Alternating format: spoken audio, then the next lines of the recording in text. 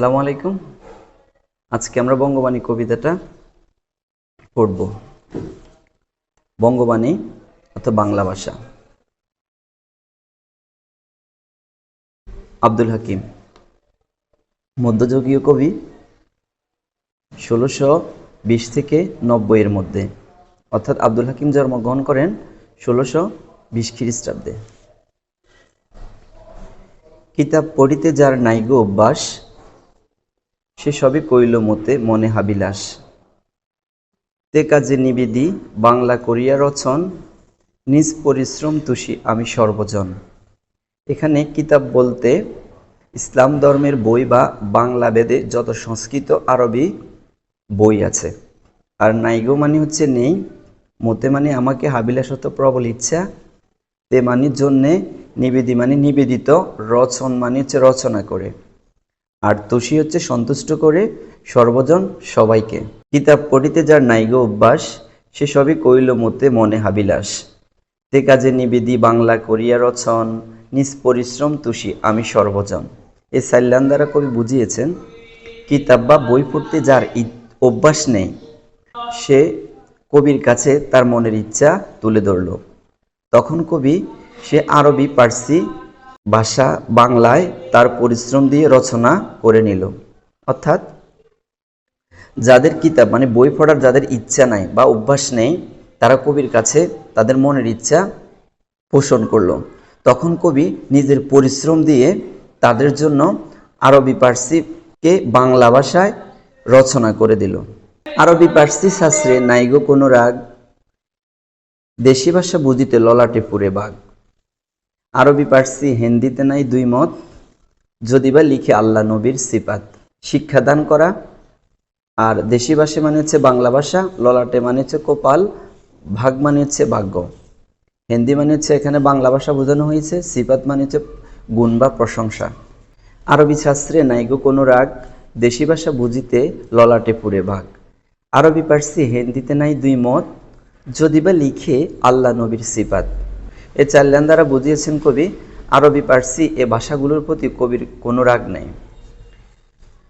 তবে দেশি ভাষা পড়া বা বোঝাটাকে কবি অগ্রাধিকার দিয়েছেন। সৃষ্টিকর্তার কাছে মনের ভাবটাই মূল, সেটা যে ভাষাতেই হোক না কেন, কারণ আল্লাহ রাব্বুল আলামিন সকল ভাষাই বুঝতে পারেন। আল্লাহকে আমরা যে ভাষাতেই ডাকি না কেন আল্লাহ শুনতে পায়, আর ভাষা হচ্ছে আল্লাহর দেওয়া একটা শ্রেষ্ঠ দান আমাদের জন্য। সো আমরা যে ভাষাতেই আল্লাহকে ডাকি না কেন, আল্লাহ সকল ভাষাই বুঝতে পারেন, সকল ভাষায় আল্লাহ শুনতে পান। যে দেশে যে বাক্য কয় নরগণ, সে বাক্য বুঝে প্রভু আপে নিরঞ্জন। সর্ববাক্য বুঝে প্রভু কিংবা হিন্দুয়ানি, বঙ্গদেশী বাক্য কিংবা যত ইতিবাণী। এখানে বাক্য বলতে ভাষা, আর কয় মানে বলে, আর নরগণ মানে হচ্ছে সাধারণ মানুষকে বোঝানো হয়েছে, আর আপে মানে স্বয়ং আল্লাহ, আর নিরঞ্জন মানে হচ্ছে আল্লাহ, অর্থাৎ আল্লাহ নিজে এখানে বলছে। আল্লাহর সর্বত্র এখানে সকল ভাষা কিংবা অর্থ কিংবা হিন্দুয়ানি অর্থ হচ্ছে এখানে বাংলা ভাষা, বঙ্গদেশী মানে বাংলা ভাষা, যত ইদিবাণী মানে যত ভালো ভাষা। যে দেশে যে বাক্য কয় নরগণ, সে বাক্য বুঝে প্রভু আপে নিরঞ্জন। সর্ববাক্য বুঝি কিংবা হিন্দুয়ানি, বঙ্গদেশী বাক্য কিবা যত ইতিবাণী। অর্থাৎ এই চার লাইন দ্বারা বুঝিয়েছেন, আল্লাহর কাছে যে ভাষাতেই কিছু চাওয়া হোক না কেন, আল্লাহ তা বুঝতে পারেন। আল্লাহর কাছে আমাদের মনের আবেগ বা মনের বাসনাগুলো আমরা যে ভাষাতেই বলি না কেন, আল্লাহ শুনতে পায় এবং বুঝতে পারেন। মারফত বেদে যার নাইগো গমন, হিন্দু অক্ষরে হিংসে সে সবে কন। যে সবে বঙ্গে জন্মে হিংসে বঙ্গবাণী, সেসব কাহার জন্ম নির্ণয় না জানে। এখানে মারফত বলতে ইসলাম ধর্মের বিশেষ জ্ঞান, অর্থাৎ ইসলামের মূল বিষয়গুলো সম্পর্কে যার অগাধ জ্ঞান রয়েছে।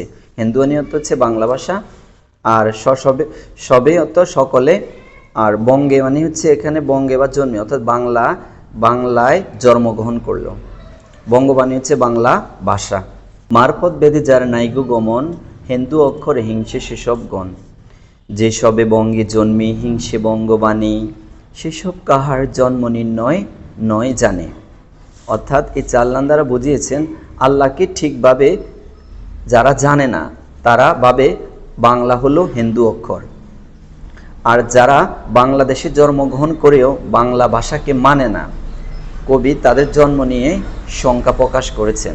অর্থাৎ যারা বাংলাদেশে জন্মগ্রহণ করেছে অথচ বাংলা দেশের প্রতি তাদের ভালোবাসা নেই, বাংলা ভাষার প্রতি তাদের ভালোবাসা নেই, মায়া আবেগ নেই, তারা দেশের সকল সুযোগ সুবিধা ভোগ করেও তারা এই দেশের প্রতি তাদের কোনো দায়িত্ব কর্তব্য প্রকাশ করতে নারাজ, তারা এই বাংলা ভাষা বাংলাদেশের প্রতি তাদের কোনো অনুভূতি জাগে না, তাদেরকে নিয়ে কবি এই 4 লাইন দিয়ে এখানে কবির মনের ভাবনা প্রকাশ করেছে।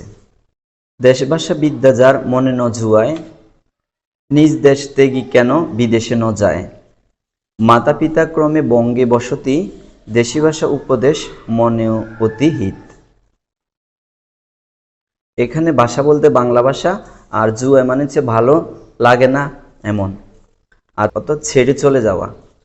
আর পিতা মাতা ক্রমে অর্থাৎ বংশক্রমে, বঙ্গে অর্থাৎ বাংলায়, আর বসতি মানে বসবাস করে।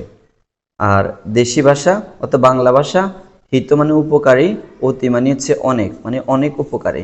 দেশি ভাষা যার মনে ন জুয়ায়, নিজ দেশ থেকে কেন বিদেশে ন যায়, মাতা পিতা ক্রমে বঙ্গতে বসতি, দেশি ভাষা উপদেশ মনে হিত অতি। অর্থাৎ এই 4 লাইন দ্বারা বুঝিয়েছেন কবি, নিজ দেশের ভাষা যার ভালো লাগে না সে যেন অন্য দেশে চলে যায়। মনের মধ্যে অধিকতর বেশি গাথে আমাদের এই নিজ দেশের উপদেশ। অর্থাৎ যারা এই দেশে জন্মগ্রহণ করছে, এদেশের আলো বাতাস, এদেশের